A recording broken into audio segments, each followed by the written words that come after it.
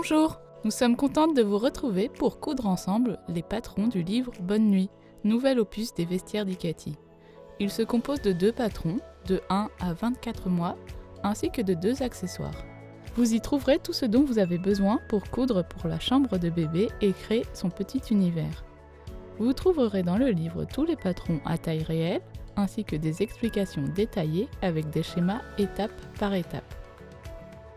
Le livre apporte également un véritable accompagnement dans le choix des tissus, fournitures et matériel, ainsi que de nombreux conseils et astuces pour que votre ensemble soit une réussite. Dans cette vidéo, nous allons coudre ensemble la gigoteuse ou turbulette Cassiopée.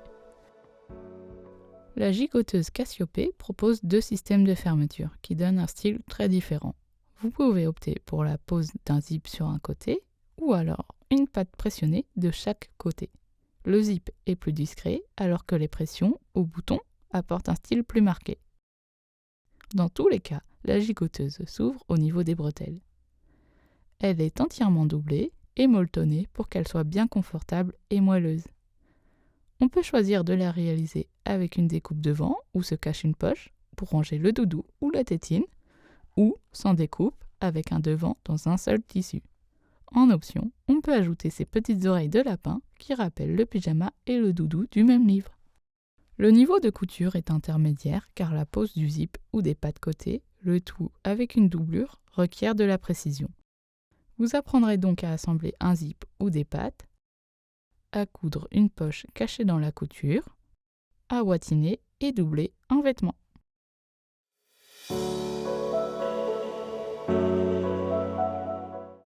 Pour ce patron, vous pouvez utiliser énormément de tissus différents, que ce soit de la maille ou du chêne et trame. Choisissez vos tissus en fonction de la saison et de la chaleur souhaitée. Pour la maille, vous pouvez utiliser du jersey, de l'interlock, de l'éponge, du velours maille côtelé ou non, du French terry, du sweat matelassé ou encore de la sherpa. Pour le chêne et trame, vous pouvez utiliser de la popeline, du nid d'abeille ou de la double gaze. Au niveau des fournitures, vous aurez besoin de watines. L'épaisseur est à adapter en fonction de la saison. Ici, on utilise de la watine d'épaisseur moyenne. Pour les systèmes de fermeture, vous aurez besoin de pression bretelles et en option pour les pattes côté. Choisissez des pressions adaptées au type et à l'épaisseur des tissus. Ça peut être des pressions jersey ou des pressions anorak par exemple. Vous pouvez aussi remplacer ces pressions par un système de boutons et boutonnières. En option, vous pourrez avoir besoin d'un zip, préférez-le en plastique non séparable d'une couleur proche de votre tissu et de la taille indiquée dans le livre selon la taille cousue. Vous pouvez aussi choisir un zip vendu au mètre. Enfin, vous aurez besoin d'une toile fine thermocollante pour renforcer les emplacements des pressions.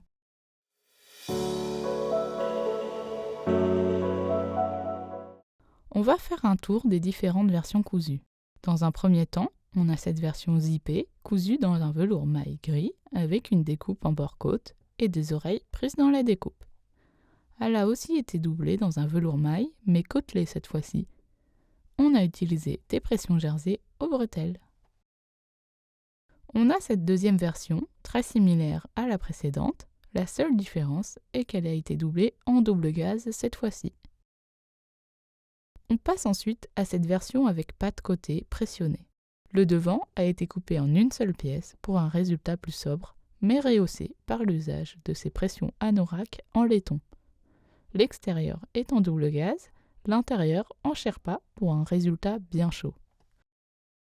Enfin, la dernière version est similaire à la précédente avec des pattes pressionnées sur les côtés, un devant en une seule pièce et des pressions anorak. Elle a été cousue dans une éponge avec un de nos motifs exclusifs et doublée dans un jersey uni.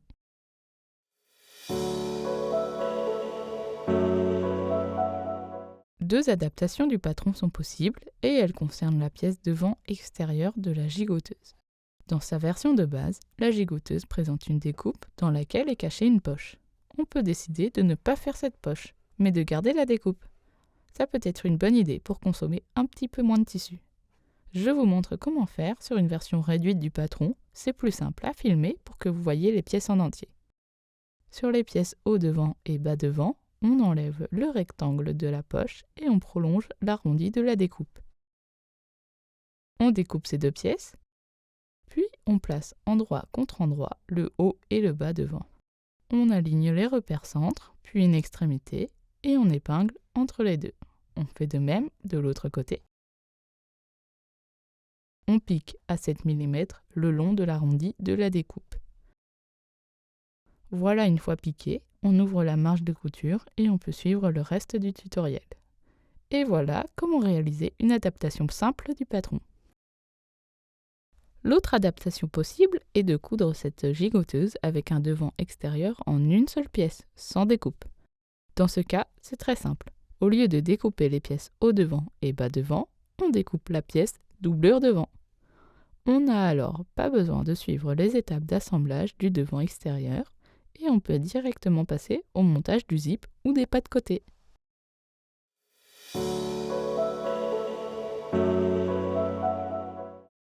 On va commencer par l'entoilage. On entoile deux rectangles sur l'envers de la doublure, devant et dos, au niveau des repères pression aux bretelles. Vous allez voir que sur ma version grise, je me suis un peu emballée, et j'ai également entoilé les bretelles sur le tissu extérieur. Ce n'est pas indispensable, mais au moins, je suis certaine de ne pas avoir de déchirement avec les pressions. En fait, on évite d'entoiler le tissu extérieur car en fonction du tissu, cela peut être visible et entraîner une certaine rigidité, ce qui n'est heureusement pas le cas ici avec ce tissu. Pour l'option pattes côté, on entoile sur l'envers les pattes en enlevant les marges de couture de 1,5 cm sur les hauteurs et 7 mm sur le haut et le bas. On entoile également sur l'envers la doublure devant sur une largeur de 2 cm, du bas de l'emmanchure jusqu'au repère arrêt-patte à 1,5 cm de la lisière. On va ensuite bâtir la watine sur l'envers des pièces doublure devant et dos. On commence par couper grossièrement autour de la pièce en laissant une bonne marge. On dispose le tissu à watiner bien à plat et on positionne par-dessus la watine en s'assurant que le tissu ne fasse pas de plis. Je retourne le tout et je vérifie que tout est bien placé. Et je vais ensuite pouvoir commencer à bâtir la watine et la doublure. Je fais de grands points sur toute la lisière dans les marges de couture.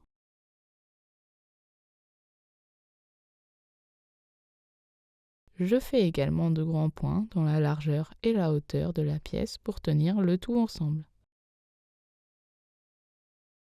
C'est un peu long et fastidieux, mais on s'assure ainsi que tout est bien placé et que surtout rien ne va bouger pendant la couture, car on va quand même avoir tendance à manipuler pas mal ces pièces doublure.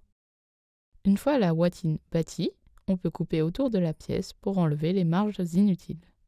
Je vous montre ici sur le dos. Je ferai ensuite le devant hors caméra. On pourrait aussi s'amuser à réaliser un matelassage en ligne, losange ou autre. Dans ce cas, il peut se réaliser sur les pièces doublure ou sur les pièces en tissu extérieur.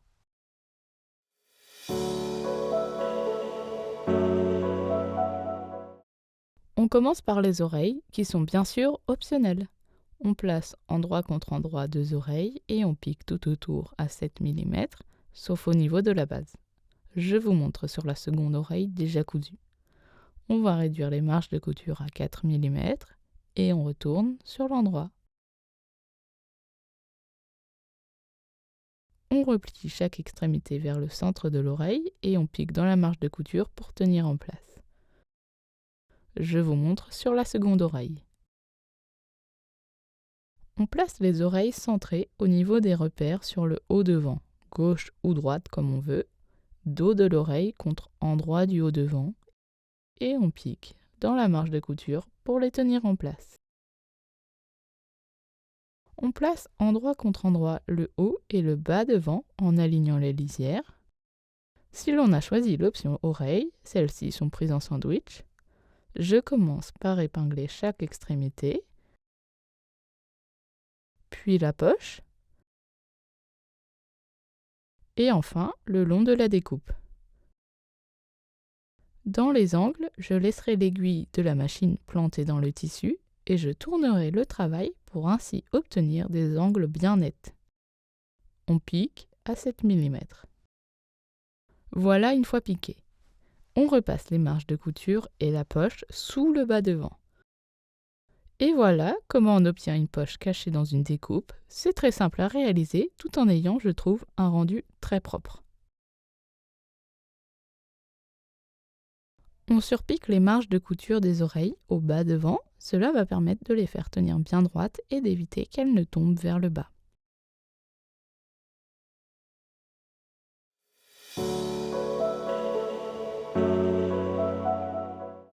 Vous allez voir, le zip est un peu technique à monter, mais on a voulu un rendu très propre. En effet, le tissu extérieur vient légèrement recouvrir la fermeture pour qu'elle soit discrète. En bas, la piqûre est propre, sans plis ou trous qui se forment. À l'intérieur, les marges de couture sont cachées entre le tissu extérieur et la doublure. Aucune piqûre n'est visible. On a beaucoup travaillé sur ce montage pour qu'il soit un bon compromis entre facilité de couture et résultat propre.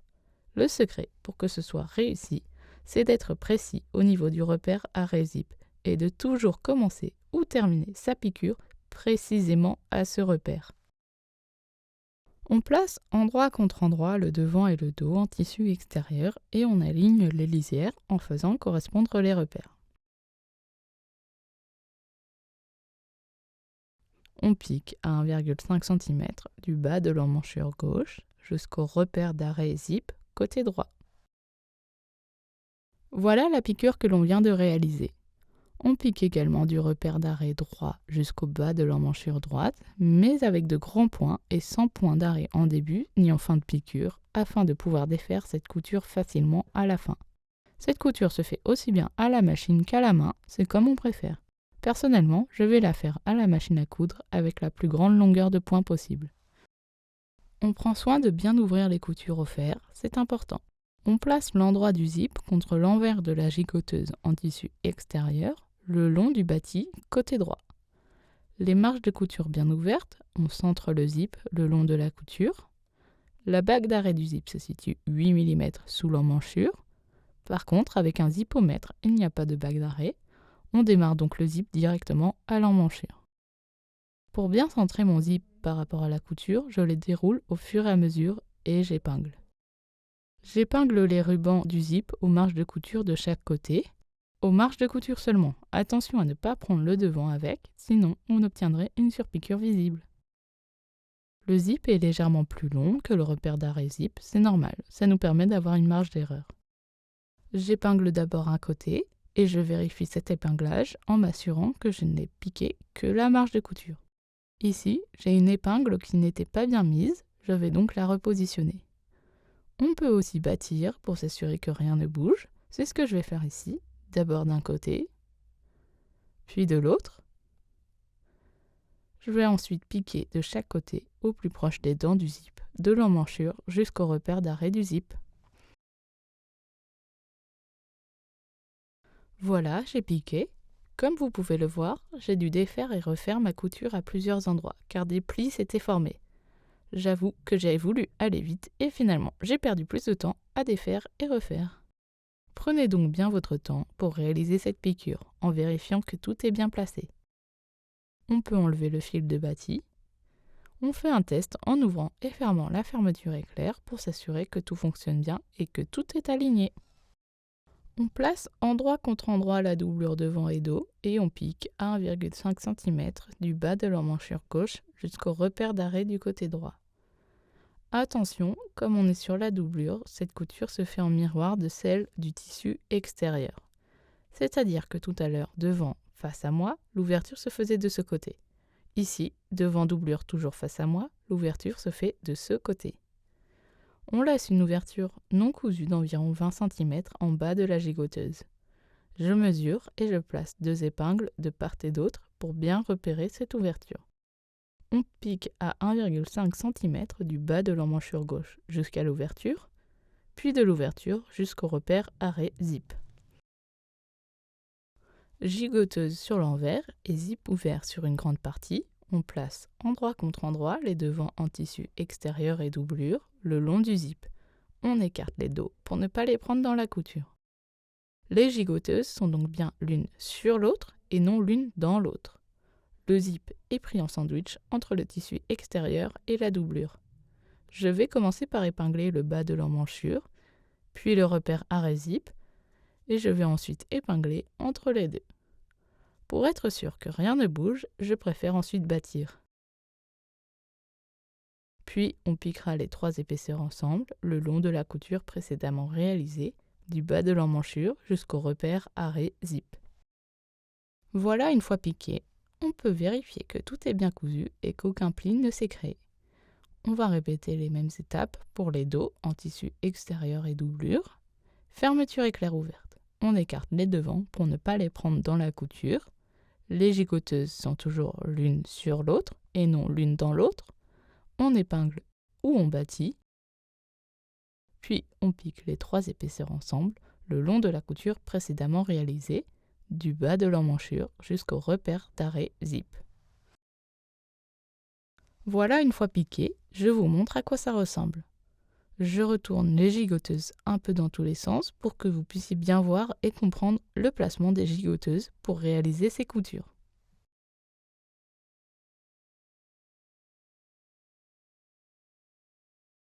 On place endroit contre endroit la gigoteuse en tissu extérieur et celle en doublure et on aligne les lisières tout le long des emmanchures, bretelles et encolures devant et dos. Je m'aide des nombreux repères présents sur le patron pour l'épinglage. On pique à 7 mm.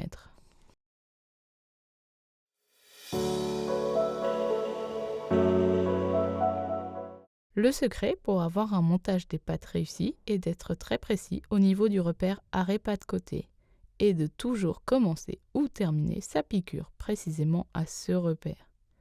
On plie endroit contre endroit les pattes sur leur hauteur et on pique à 7 mm le haut et le bas de la patte. On dégarnit les angles et on retourne sur l'endroit, puis on va repasser. On place endroit contre endroit le devant et le dos en tissu extérieur et on pique à 1,5 cm du repère arrêt patte côté au second repère. On fait de même avec le devant et le dos en doublure en laissant une ouverture d'environ 20 cm en bas. On place les pattes endroit contre endroit du dos en tissu extérieur. Le haut de la patte commence 8 mm sous le bas de l'emmanchure. Le bas de la patte arrive au repère d'arrêt patte. J'épingle ces 2 extrémités, puis j'épingle entre les deux. On pique à 7 mm dans la marge de couture pour tenir en place. On place endroit contre endroit la doublure dans la gigoteuse en tissu extérieur. On aligne les lisières des devants endroit contre endroit, du bas de l'emmanchure jusqu'au repère arrêt patte des 2 côtés. J'épingle ces 2 extrémités, puis j'épingle entre les deux. On va piquer à 1,5 cm. Je vous montre une fois cousu. On va faire de même avec les dos. Cette fois, les pattes sont prises en sandwich dans la couture. On place endroit contre endroit les devants en tissu extérieur et la doublure et on aligne les lisières des emmanchures, bretelles et encolures. On pique à 7 mm.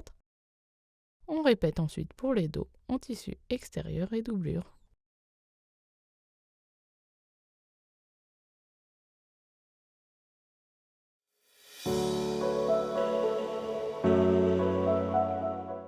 Avant de retourner la gigoteuse sur son endroit, on va nettoyer toutes les marges de couture, c'est-à-dire retirer les éventuels fils de bâti et recouper la bottine dans les marges pour éviter des surépaisseurs. Au niveau des bretelles, on peut également réduire les marges de couture pour éviter de devoir poser les pressions au niveau des surépaisseurs des marges de couture.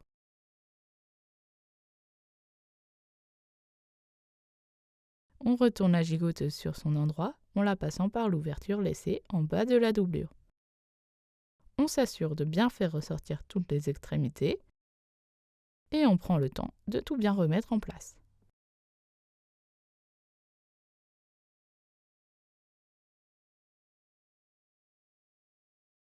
On referme l'ouverture laissée dans la doublure par une couture invisible à la main. Je commence par refermer l'ouverture avec des épingles pour que les 2 lisières soient bien bord à bord.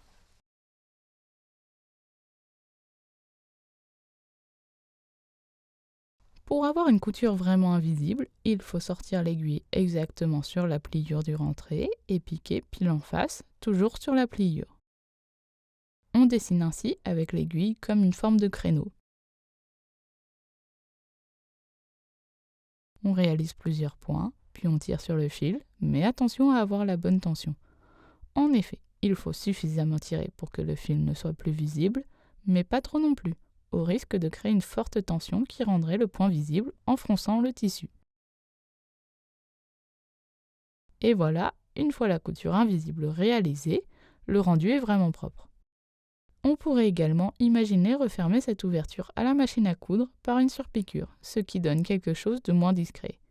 Ce n'est pas forcément gênant car ça se situe en bas de la doublure, sauf si vous souhaitez réaliser une version réversible, auquel cas je vous conseille vraiment de faire la couture invisible à la main. On peut maintenant retirer les derniers fils de bâti qui permettaient de maintenir la bottine sur la doublure. On n'a même pas besoin de découvite pour enlever les fils, ils partent très facilement en tirant simplement dessus. On pose les pressions aux bretelles, pression mâle sur le devant, pression femelle sur le dos. Vous pouvez retrouver toutes nos astuces pour poser efficacement des pressions dans notre vidéo dédiée à retrouver sur notre site ou sur notre chaîne YouTube. On peut aussi réaliser les boutonnières sur les bretelles dos et coudre les boutons en vis-à-vis sur les bretelles devant. En fonction de la taille des pressions ou boutons, on peut en poser 1 ou 2 par bretelle. Pour l'option pattes côté, il ne nous reste plus qu'à poser les pressions ou boutons au niveau des pattes. On pose les pressions mâles ou boutons sur les pattes selon les repères et les pressions femelles ou les boutonnières en vis-à-vis sur le devant. Et voilà, votre gigoteuse Cassiopée est terminée. C'est un indispensable du vestiaire bébé que l'on prend beaucoup de plaisir à coudre. Ce patron correspond vraiment à l'ADN d'Icati. Des finitions soignées, mais un montage simple, et les options et détails qui nous font craquer. On espère que cette vidéo vous a été utile. N'hésitez pas à la liker si c'est le cas et à vous abonner à notre chaîne. À très bientôt chez Icati.